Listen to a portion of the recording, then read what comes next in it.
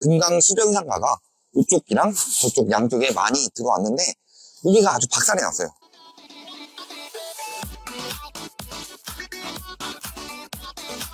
자, 전국적으로 부동산 투기가 굉장히 몰렸었죠.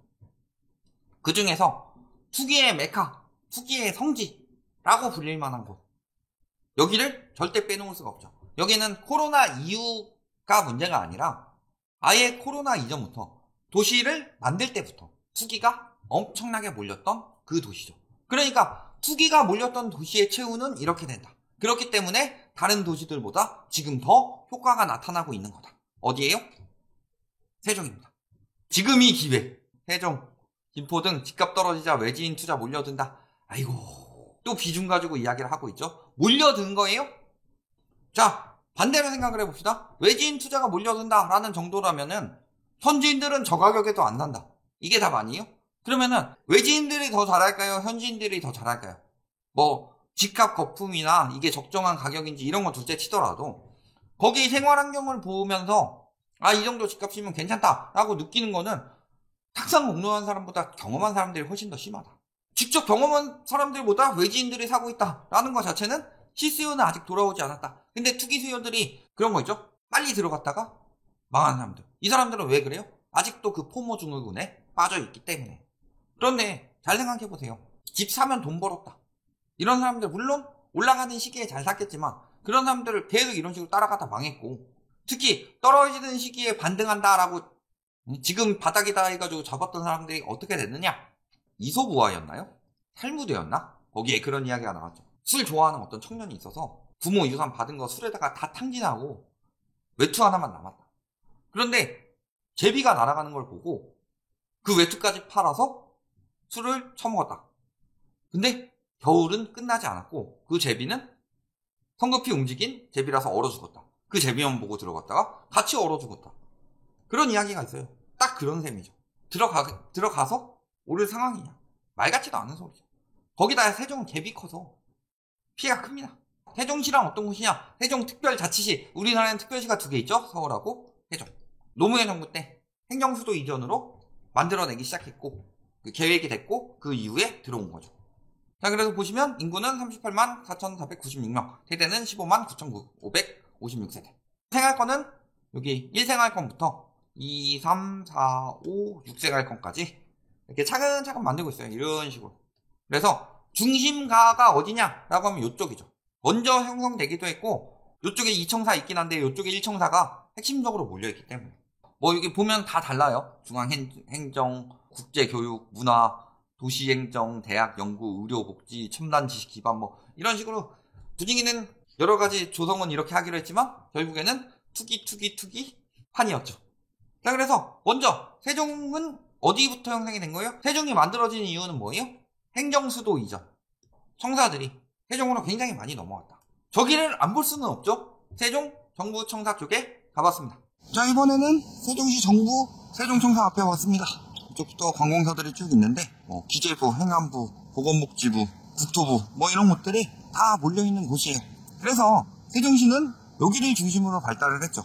세종시가 생기는 것도 처음에 이렇게 행정부처를 다 옮기면서 이쪽을 특별시로 만들고 개발을 했던 거고, 그러면서 공무원들의 이동을 촉진하기 위해서 여기에 특별 분양을 많이 내줬죠. 그래서 저 뒤에 아파트들 1생활권, 2생활권 먼저 청사 있는 쪽에 들어오면서 저기에 특별 분양을 저렴하게 많이 내줬는데 공무원들이 특별 분양을 받아서 뭐 했어요? 다 대특이 들어갔죠. 본인은 출퇴근하면서. 대부분이 그렇게 진행이 되면서 가격 거품만 엄청나게 붙었다. 지금도 마찬가지고 쌀 때 사서 저렴하게 전세 주고 격투기 해놓고 기다리고 있는데 거품이 막 붙을 때 여기 특별시라고 또 엄청나게 붙었었죠. 특히 지금처럼 유동성이 빠지는 시기에 전세가 떨어지면 타격이 굉장히 크죠. 전세가율이 낮으니까 갭이 엄청나게 크다. 그래서 그걸 가지고 조금 떨어져도 버틸 수 있다, 이렇게 생각하실 수 있는데요.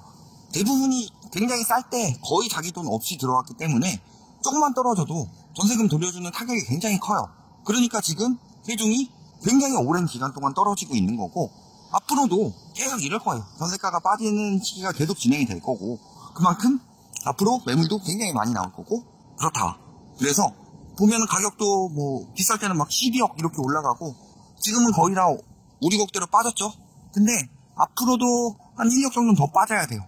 거품이 갑자기 급격하게 끼면서 한 3, 4억 하던 것들이 5, 6억까지 올랐으니까 아직도 한참은 더 기다리셔야 된다. 이렇게 보시면 되겠습니다. 자, 그런 거죠. 인근 가격 보면 어때요? 지금 뭐 5억, 4억 올라갈 때 막 8억 5천 이랬는데 많이 빠졌죠. 여기도 9억 6,300. 자, 이렇게 꼈어요. 이렇게 빠지는 거죠. 아직도 요때에 비하면 높죠. 요때도 거품이 많이 꼈던 거고. 그 다음에 전세가 보면 전세가율이 굉장히 낮아요. 왜냐면 세종은 진짜 투기가 많이 들어갔기 때문에 원래 저기 살던 사람들이 없었죠. 저기에다 아예 신도시를 때려 지은 거니까. 자, 그 다음에 여기 청사 옆에 바로 호수공원이 있죠. 세종 호수공원 잘 되어 있습니다. 그래서 옆인데 안 가볼 수 없죠. 가봤습니다. 자, 이번에는 세종 호수공원 앞에 나왔습니다. 그래서 호수공원 근처에 저쪽에 관공서들이 굉장히 밀집해 있고요.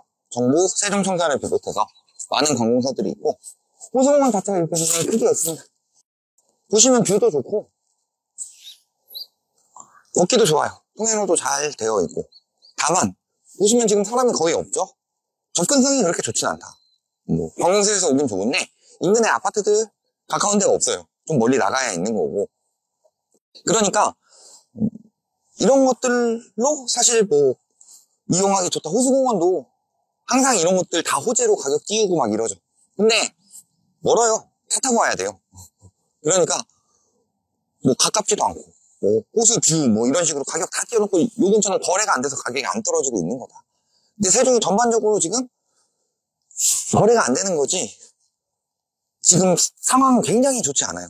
그래서 요 주변에서도 보시고 아 이런 곳이 있구나 이용할 수 있구나 이렇게만 확인하시고 이것 때문에 뭐 집값이 더 올라간다든가 혹은 뭐 떨어지는 게 방어된다든가 이런 건 없으니까 그런 부분은 걱정하지 않으셔도 됩니다. 자, 그래서 호수공원은 저렇게 생겼습니다. 깔끔하죠? 경치 좋죠? 근데 굉장히 위화감이 드는 게 한 가지가 있죠. 다른 호수공원이랑 다르게 사람이 없다. 물론 평일 낮 시간이긴 하니까 여기서 나오긴 힘든 시간이긴 하더라도 평일 낮 시간이라도 이용하시는 분들이 있죠. 웬만한 호수공원. 그런데 사람이 없더라. 너무 없어요. 진짜 그래도 저기를 좀 이용하고 이래야 되는데 날씨가 좀 쌀쌀하다? 그렇게까지 추운 날씨도 아니었고 너무 지금 행하다.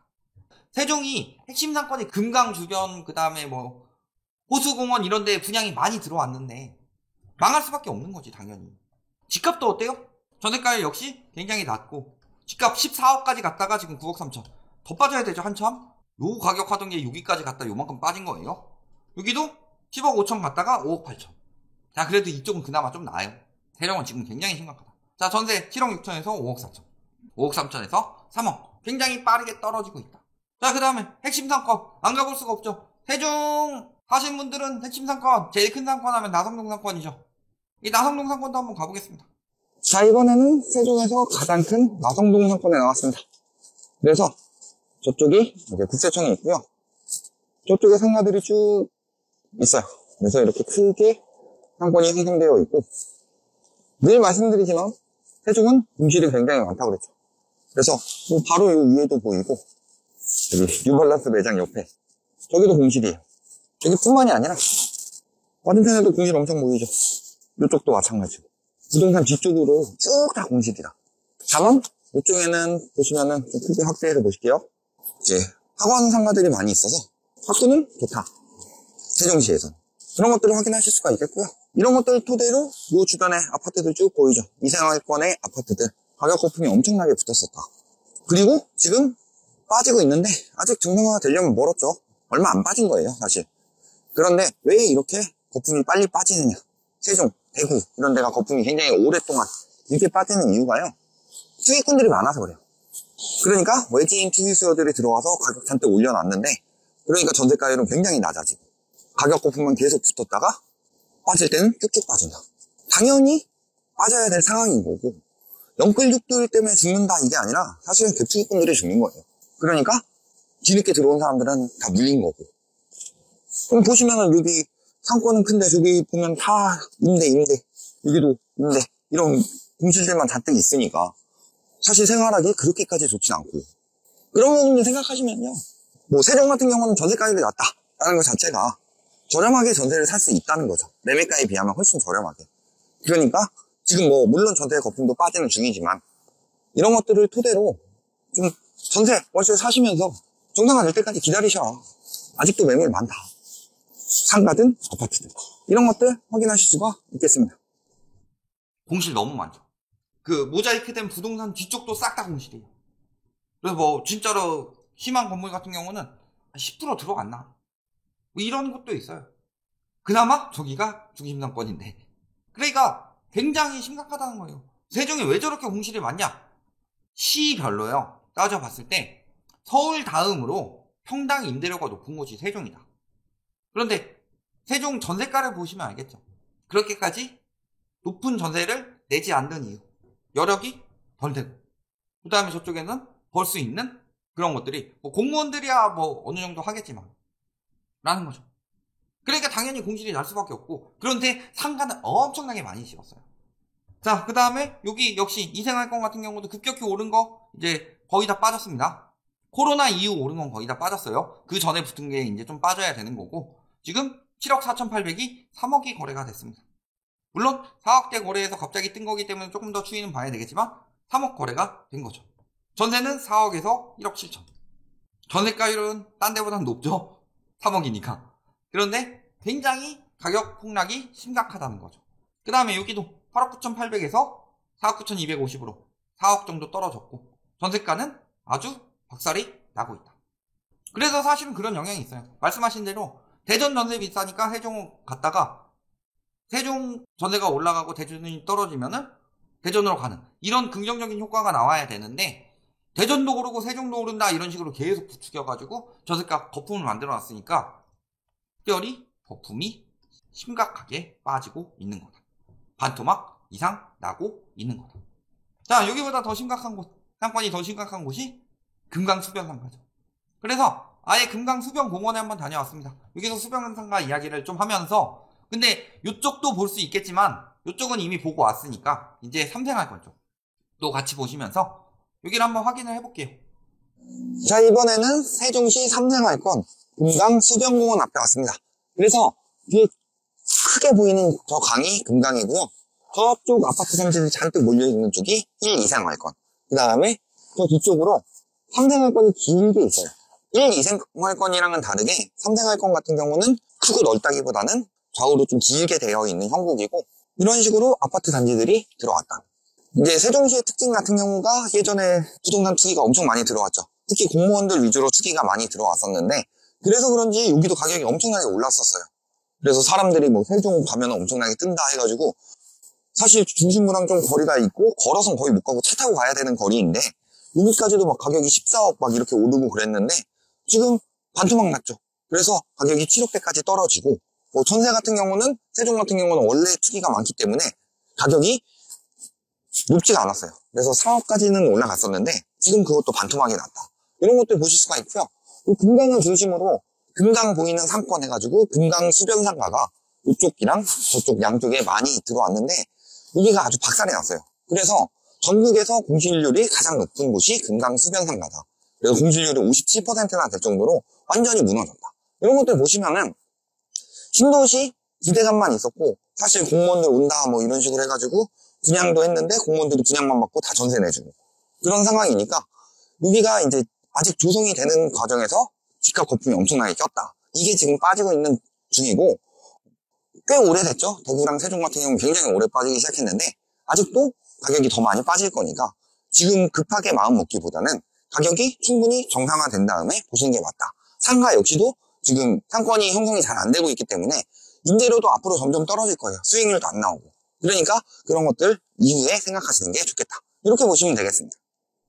저기는 뭐 오해하실 수가 있으니까 저희가 거짓말은 안 합니다. 보시는 것보다는 사람이 조금 더 있다. 물론 사람이 많다 아니에요? 아까 저기 나상동 상권 보셨죠? 아예 없진 않고 몇 명이 보이긴 하잖아요. 그 정도는 있고, 근데 저기가 조금 그런 게 자꾸 앞을 지나가죠. 촬영하고 있는데. 그래가지고 다른 동네 같으면 조금 촬영하고 있으면 뒤로 좀 돌아가지고 길이 넓으니까 좀 비켜주시는데 저긴 자꾸 앞으로 지나가셔가지고 좀 없을 때 찍어서 더 없어 보이는 건 있는데 많지는 않습니다. 그러니까 저 정도까지 없진 않고 그래도 이렇게 종종 지나다니시는 분들이 있긴 하다. 이 정도고요. 지금 보시면 삼생활권은 요 금강으로 인해서 분리가 되어 있어요. 그래서 걸어서 못 갑니다. 갈 수는 있죠. 갈 수 있는데 예전에 과거 시험 보듯이 좀 많이 걸어야 되겠죠. 그래서 차 타고 가야 하는데 요런 데까지 거품이 더 많이 쌓였어요. 그래서 보시면은 14억까지 올랐습니다. 지금 7억까지 딱 반토막 났다. 전세는 9억 5천 나오던 게 지금 2억 거래도 나오더라. 그 다음에 여기도 10억 6천 했었는데 지금 6억 7천 5백까지. 전세는 4억 2천 하던 게 3억. 그러니까 이런 호가 거래들이 문제가 됐다는 거죠. 이런 건 분명히 호가 거래다. 전세가가. 이걸 토대로 매매가도 저렇게 올린 거고. 그런 상황이다. 세종이 전반적으로 이런 분위기고요. 전반적으로 한 반토막 정도 빠졌다는 소리예요. 어디가 더 위험하다고 그랬어요? 실수요가 영끌한 곳이 더 위험하다고 그랬어요? 아니면 갭투기 수요들이 많이 들어간 곳이 더 위험하다고 그랬어요? 그런데 아직도 집값 떨어진다는 사람들은 갭투기 한 사람은 괜찮다. 실수요자들이 위험하다. 이런 이야기 하고 있죠. 근데 실질적으로 실수요자들보다 갭투기 많이 들어가고 갭투기가 많이 들어갔으니까 전세가율이 낮게 나오는 거예요. 그런 곳이 더 위험하다. 그게 드러나고 있다. 그래서 대표적으로 마지막에 지방에서 투기 많이 들어갔던 대구나 혹은 예전부터 투기가 많이 들어갔던 세종 이런 곳들이 타격을 크게 받고 있는 거다. 자, 그래서 보시면 지금 빈상가, 진짜 세종은 빈상가 천국입니다. 공실이 크고. 근데 저기가 분양가가 더럽게 비쌌어요. 자, 서울 수도권 평당 5천인 곳들 저희가 많이 말씀드렸었죠. 1층 상가. 세종도 마찬가지였다. 평당 5, 6천 가는 곳들이 꽤 있었어요. 그러면 말씀드렸지만 10평에 10억, 12억이에요. 근데 그래도 서울 수도권은 어느 정도 형성이 되어 있다고 치더라도 세종 같은 경우는 대도시라고는 인근의 대전 정도죠. 그런데 거기다 떡하니 들어와가지고 주변 수요들 빨아먹어가지고 중심으로 키우는데 수요가 생길 수가 있느냐. 그러면 새로 들어오는 수요들이 해줘야 되는데 상권은 크고 가격은 비싸니까 사람들이 이용은 안 하고. 특히 세종 같은 경우는 젊은 층이 많이 들어왔는데 젊은 층들의 여력은 사실 40, 50대보다 여력이 적죠. 그러니까 당연히 상권이 망할 수밖에 없는 그런 형식으로 진행이 됐더라. 자, 그래서 보면 14억이 7억 됐다. 전년 대비 공시지가 5% 하락했다. 2월 첫 주도 전국 최대 하락폭. 여전히 세종은 떨어지고 있다. 이럴 수밖에 없는 거다. 그래서 매매 전세가격지수 보면요. 매매가격지수도 지금 거의 주 1%씩 떨어지고 있습니다. 주 1%라는 건 굉장히 크게 떨어지고 있다는 소리예요. 100채 중 한 채가 빵원으로 거래됐다. 100채 중 두 채가 반값으로 거래됐다. 이런 상황이라는 거죠. 전세 역시도 거의 흡사하게 매주 1% 가까이 떨어지고 있다. 하락폭이 굉장히 크다. 매매 거래량 물론 많이 줄진 않았고 많이 늘어나기도 했습니다. 2월에도 많이 늘어나고 있죠. 많이 떨어졌기 때문에 늘어난 거예요. 그런데 그렇다고 해서 가격을 높이면 거래를 하느냐? 안 하죠. 가격이 떨어진 것들만 거래를 하고 있다. 앞으로 더 낮은 가격 아니면, 왜냐면 저 가격에 살 수 있는 사람들이 샀어요. 그러면은 그 여력도 안 되는 사람들 이제 더 떨어지는 거 기다렸다 사겠죠. DSR이 그렇게 무서운 건데. 그리고 갭투기가 들어온다고 하면은 그들은 추격 매수를 받아줘야 되는데 더 비싸게 사줄 사람들이 어딨냐? 옆에 더 싸게 내놓고 있는. 그러니까 그 사람들은 물리는 거죠. 자, 그래서 매물은 최근에 조금 빠졌지만 예전에 비하면 많이 늘었다가 조금 빠진 정도죠. 그리고 아직도 팔고 싶은 사람들이 많다. 전세 월세도 가격을 많이 낮추니까 들어간 정도다. 이렇게 보시면 되겠죠.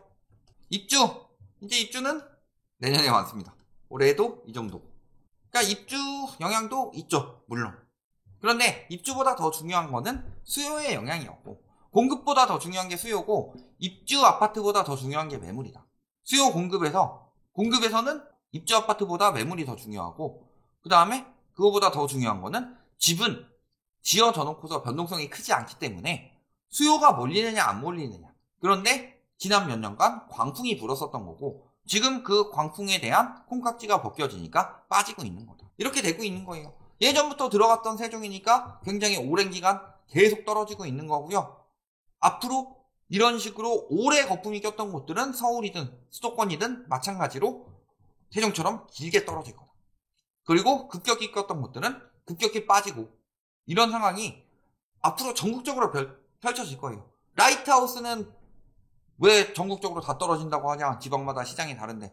원래 그게 맞는데 이번에 전국적으로 거품이 꼈기 때문에 전국적으로 이렇게 될 수밖에 없는 거다. 이런 것들이 세종시의 현황을 봐도 인근 뭐 대전, 뭐 천안, 청주 뭐 등등 이런 것부터 서울, 수도권, 다른 광역시 다 비슷한 형국으로 나올 수밖에 없다. 여기까지 말씀드리겠습니다.